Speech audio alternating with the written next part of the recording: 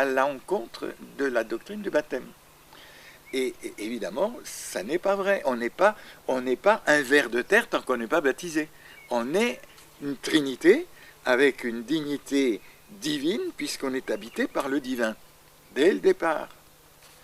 Voilà une des choses qui sont énormes et que je ne pouvais pas, évidemment, enseigner au nom de l'Église. Il faut être honnête. Si je parle au nom de l'Église, il faut que je dise ce que l'Église veut dire. Tu ne peux pas parler d'ésotérisme si l'Église ne veut pas. Donc, pendant toutes ces années, je me suis mis à côté. Voilà.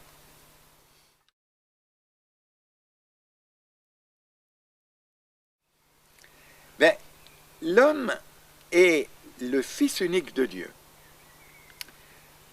En ce sens que il est le seul outil dont Dieu se soit doté pour s'exprimer dans la matière. On dit ça du Christ. L'Église dit ça du Christ. Elle est le Fils unique de Dieu et c'est presque quantitatif, quoi. Il n'y en a qu'un. Alors qu'en réalité, le Christ est venu pour nous démontrer qu'est-ce que l'être humain, quel est son parcours spirituel, les 7 initiations du Christ, et il a montré que finalement l'être humain est ce fameux Christ et ce fameux Fils unique de Dieu. L'être humain est une plaque tournante, un moment unique et incontournable. Tout ce qui est créé vivant, passe par le statut d'être humain. C'est absolument nécessaire, incontournable. C'est une voie qui permet à tout ce qui est vivant en bas d'arriver un jour à s'asseoir à la droite de Dieu. C'est l'histoire du salut de la matière, du salut de la création. Voilà. Pour moi, un être humain, c'est le Christ. Et c'est le Christ qui est le Fils unique de Dieu, donc c'est l'être humain qui est le Fils unique de Dieu. Voilà. C'est ma conviction la plus profonde et la plus joyeuse. Bien que ce soit évidemment très difficile d'y arriver, de le comprendre, d'y arriver, de le vivre, d'avoir une vie qui démontre ça, qui est éclatante à ce point-là, etc. Mais l'homme, il fait partie de la terre et du ciel. Voilà, c'est le seul point où l'esprit rencontre la matière et de telle sorte qu'il sorte une conscience de ça. C'est le seul point. Tout ce qui est en dessous, il y a une conscience, mais elle est au mieux animale, et donc elle a besoin d'instinct pour se conduire. Et au-dessus, eh bien, ça n'est plus au-dessus, le règne, le 5e règne, n'est pas incarné dans la matière dense. Il est incarné dans la matière subtile.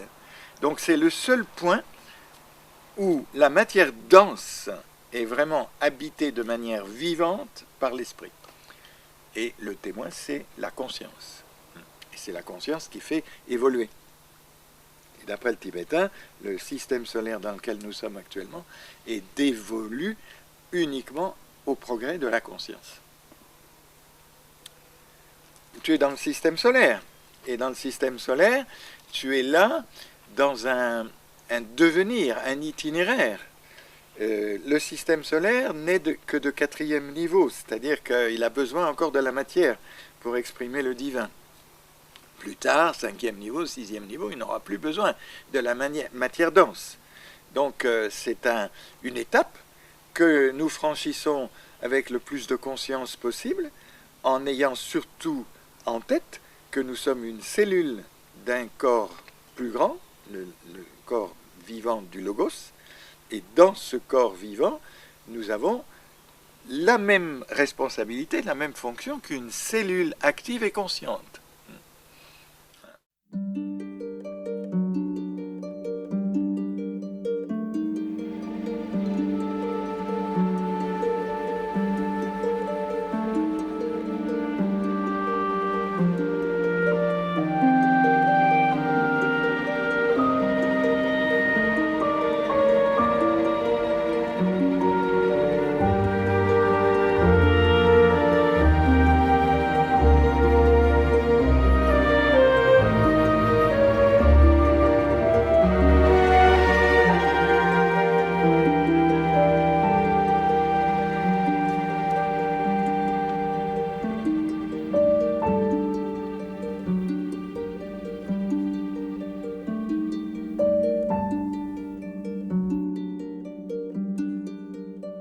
Ben, la naissance et la mort, c'est le moment où on dispose d'un outil pour travailler. Avant, tu n'as pas de contact avec la matière dense. Donc, tu peux peut-être avoir une conscience, tu peux peut-être avoir une mémoire, tu peux peut-être avoir des projets, mais tu ne peux pas travailler. Pour travailler, il faut un outil. L'outil, c'est le physique de l'être humain. Les trois corps de l'être humain, avec sa personnalité qui est le chauffeur de la voiture ou celui qui tient l'outil un peu. Hein. Enfin, c'est l'outil. Et donc, être sur la Terre, c'est pouvoir travailler à cette évolution, participer à l'évolution du Logos et avoir un devenir qui a une mémoire, qui a des étapes, qui a des outils, parce qu'à chaque fois on change d'outil. L'outil qui est là aujourd'hui, c'est pas le même que dans ma vie avant, il y a peut-être 200 ans. D'ailleurs, c'est normal, on ne va pas revenir avec les mêmes outils, on sera complètement déphasé. Donc voilà. Et c'est aussi ce qu'il faut dire à quelqu'un qui est suicidaire, parce que suicidaire, c'est bien joli, ça paraît être une solution. Mais de l'autre côté, quand tu t'es pendu 2 minutes après, ben, tu as toujours le même problème, parce que tu as toujours la conscience, sauf que tu n'as plus l'outil. Et là, tu es bien feinté, parce que tu ne sais pas comment faire. Donc voilà pourquoi il est essentiel d'avoir un corps, un outil, d'être là. Donc la mort lui-même, tu le vois comme un passage. Ah oui, absolument. C'est un passage à une autre étape, à l'étape suivante, oui, bien sûr. La mort n'existe pas telle qu'on l'imagine. C'est d'ailleurs ce que le Bouddha est venu nous dire. Hein. Le Bouddha est venu nous dire pourquoi nous souffrons. Nous souffrons parce que nous avons peur de la mort, en fait. Et parce que nous avons peur de la mort, parce que nous croyons que nous ne sommes que mortels, eh bien, nous paniquons. Nous essayons de repousser le plus loin possible et nous identifions à l'outil, puisque nous pensons que nous ne sommes que mortels, comme l'outil. Hein. Eh bien, nous identifions à l'outil, nous essayons de le faire durer. Bon, c'est barjot d'essayer de faire durer l'outil. Hein. L'outil, ce n'est qu'un outil. Il sert à faire un chef-d'œuvre, mais on ne va pas adorer l'outil dans une vitrine. Hein. Donc, vouloir faire durer l'outil, c'est un contresens majeur. Et si on en est là, si on a cet esprit-là, eh bien, on a peur de la mort est un épouvantail. Et le Bouddha nous a dit, mais attendez, vous n'êtes pas que mortel. Essayez de découvrir le divin qui est en vous. Et après, vous n'avez plus peur, et donc vous ne souffrez plus, de la même manière en tout cas. Et il n'y a pas à souffrir d'ailleurs, parce que souffrir, c'est être dans le brouillard, c'est n'avoir pas compris. Hein. Voilà.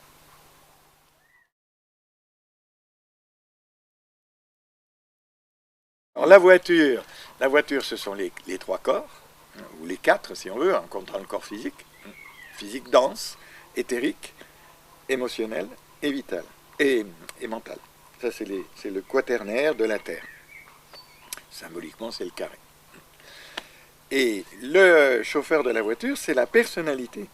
Mais la personnalité n'arrive pas tout de suite.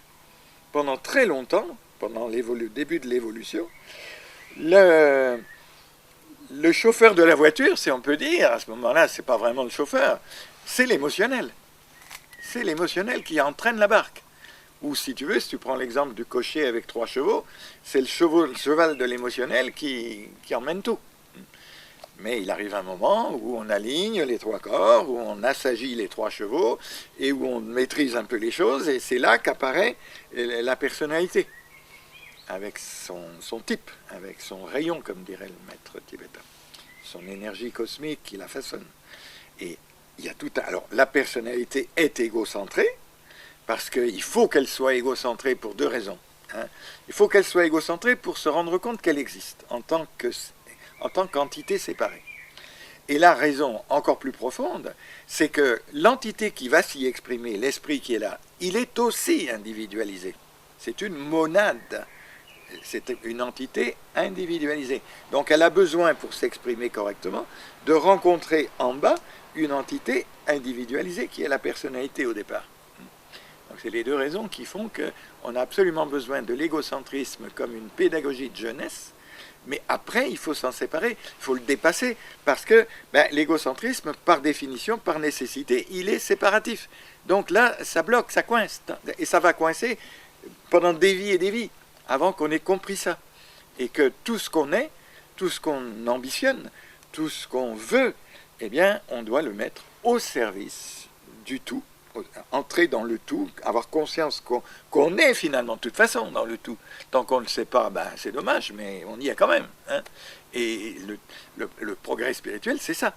C'est arriver à se rendre compte qu'on est une cellule active dans un tout vivant qui a une destinée et dans lequel on a un rôle à jouer et on est coextensible dans la longévité avec ce tout. Donc il y a la voiture, les chauffeurs, mais il n'y a pas quelqu'un qui est assis derrière? Eh ben, ça, je ne sais pas comment on pourrait dire. Quelqu'un qui serait assis derrière, c'est tous ceux qu'on rencontre, si on veut. Hein. Parce que l'image que tu donnes là, c'est qu'un exemple entraîne vers un mieux. C'est vrai que le témoignage d'une vie, le rayonnement d'une vie, la qualité d'être entraîne, effectivement. Mais on n'entraîne pas de force non plus. Hein. On ne peut faire comprendre à quelqu'un, on ne peut que confirmer à quelqu'un quelque chose qu'il avait entrevu, qu'il ne savait pas expliquer, mais qui était là. Et en le lui expliquant d'une manière claire, il le reconnaît. C'est la seule fois où on puisse lui apporter quelque chose. Sinon, après, ce sont des témoignages extérieurs, et tant qu'il n'est pas prêt, il ne les voit pas. Bon, ça va maintenant, non ?